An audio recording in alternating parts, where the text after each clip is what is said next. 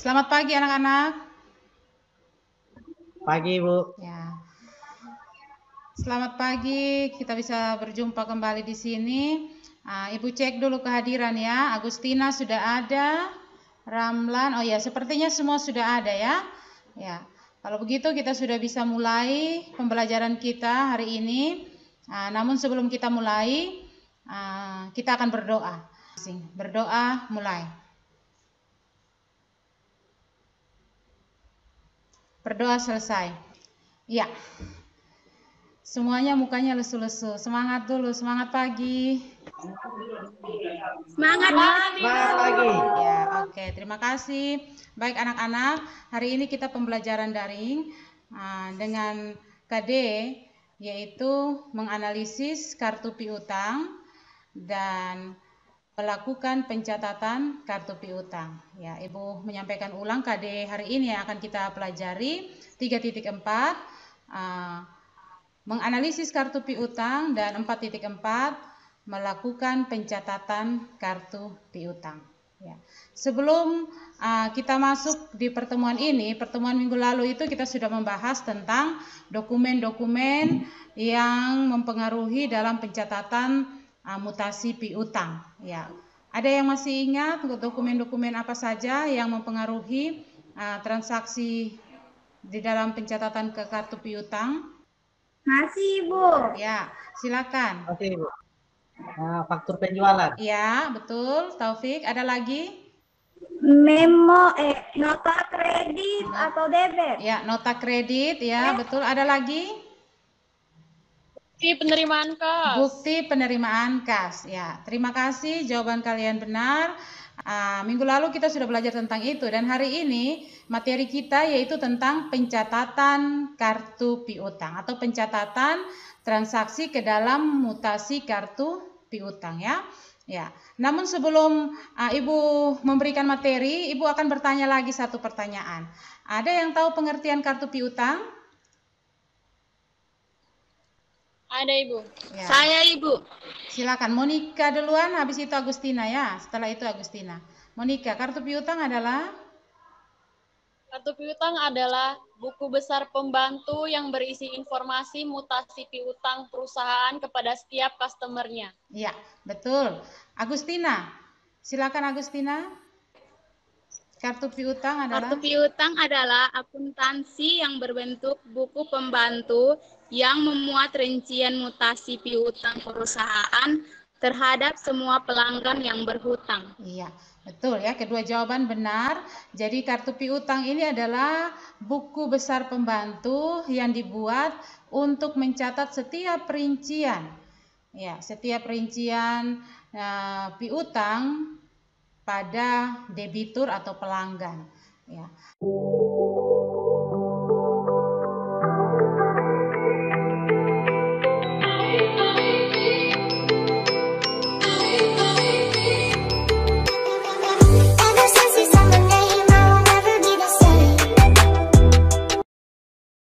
Ibu akan berbagi materi dalam bentuk PowerPoint. Silakan nanti kalian menyimak di dalam layar ini. Nah, Ibu akan menjelaskan sedikit bagaimana cara mengerjakan kartu piutang ya.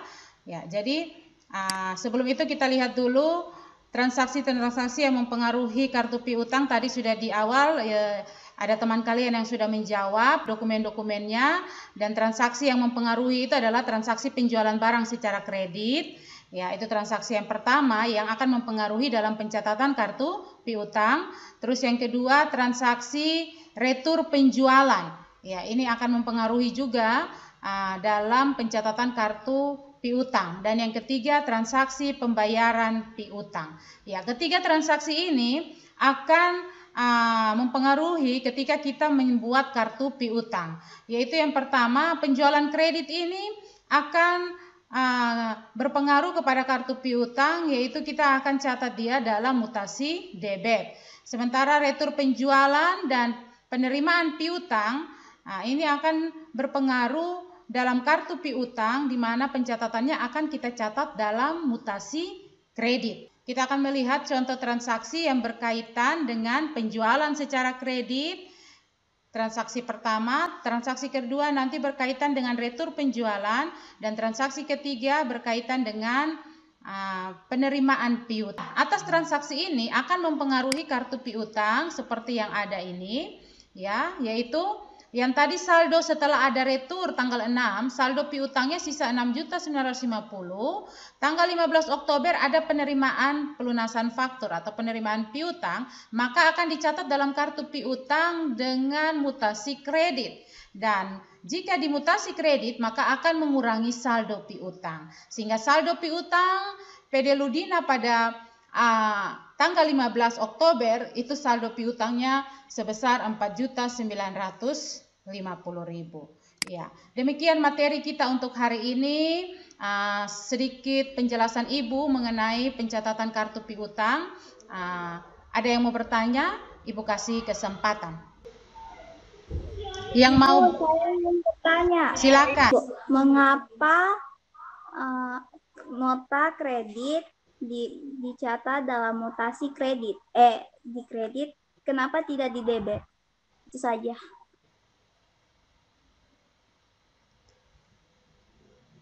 Mengapa retur penjualan dicatat di mutasi kredit?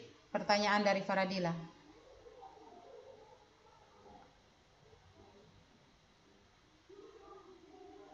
Oke, di sini saya akan menjawab pertanyaan dari Faradila.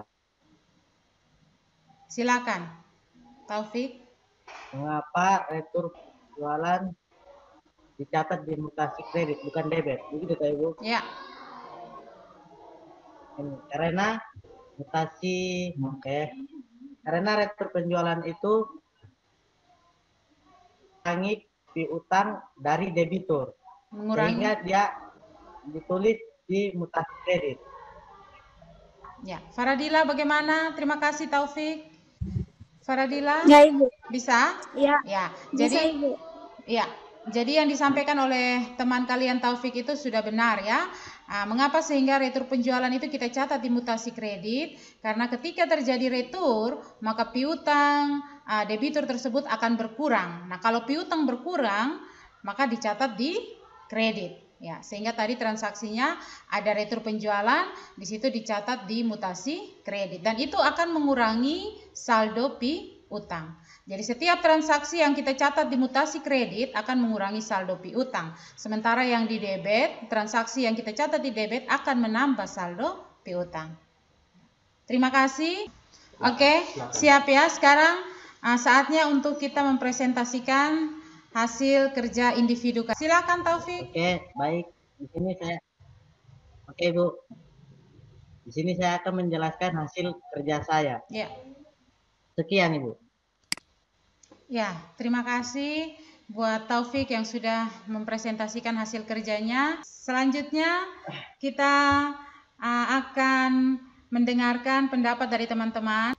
Ya, Ibu, menurut saya pada tanggal 25 September 2018 itu dia penerimaan pembayaran faktur itu dia tidak masuk dalam akun debit, dia tidak termasuk dalam debit, tetapi dia bersifat mengurangi sehingga dia masuk dalam akun kredit, Ibu.